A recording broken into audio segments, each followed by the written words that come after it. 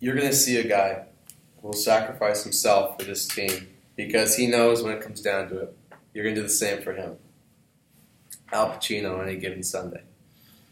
I still get goosebumps from this quote because I know exactly what he's talking about in this speech. And anyone here that's played team sports knows exactly what Mr. Pacino is referring to.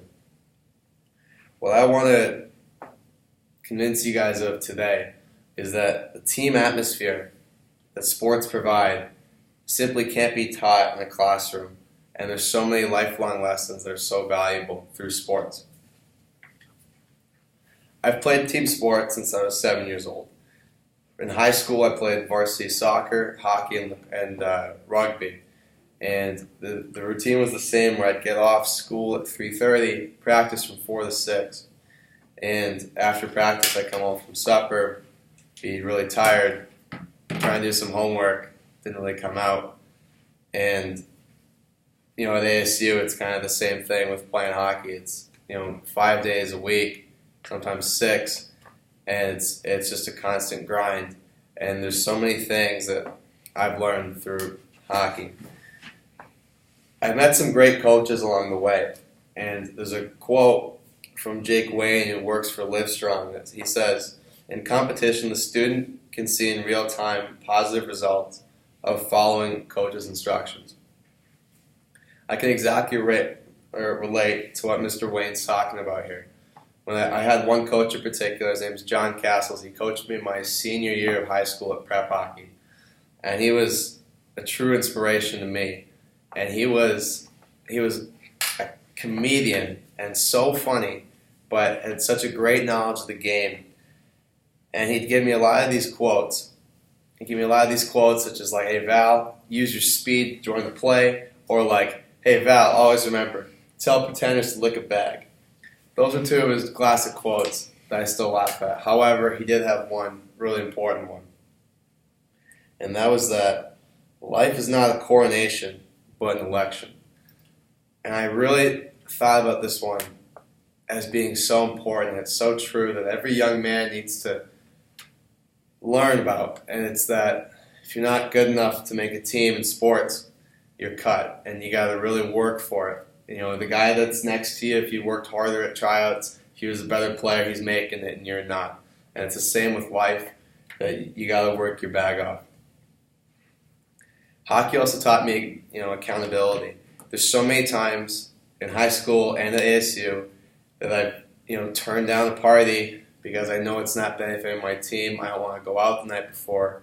And, it teaches you got to be in the gym. It's not just on the ice, for the 2 hours.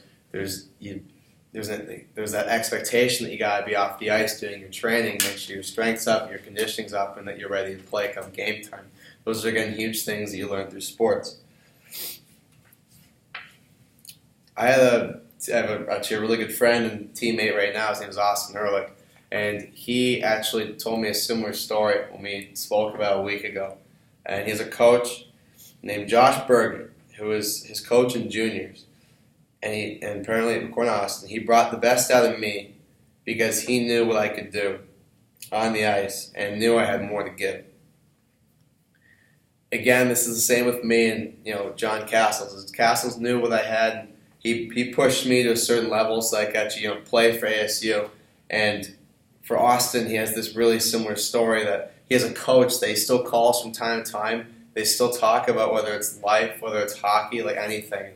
They're really close friends because of it. It's really cool that what the hockey community, what the sports community can provide. Playing sports allows you to exert physical energy, release that tension that you have in your body. I know for a fact that when I work out, when I play any sport, I feel instantly better. And you guys know yourself, when you guys do a punishing workout, when you guys do something that's really hard, there's no better feeling than throwing your feet up and relaxing after that because you know what you went through. You feel like $1,000,000. Some stats on health. According to the American Heart Association, only 5% of adults do 30 minutes of activity or more. And for each hour of regular exercise you do, you'll gain about 2 hours of extra life expectancy. I don't know about you guys, but I want to live a longer life too. So those are pretty cool stats. We're in a step in the right direction, I think, in terms of our youth getting into team sports. There's an author, his name's Nicholas Holt. He writes for Positive Youth Development Through Sports, and he has a stat that claims that 47 of 52 million kids were involved in sports growing up.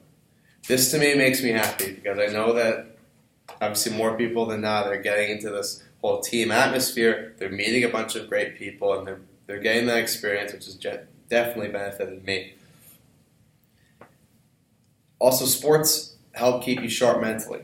Sophia Breen, who writes for Great List, claims that physical activity increases endorphins, reduces stress, improves self-confidence, and prevents cognitive decline.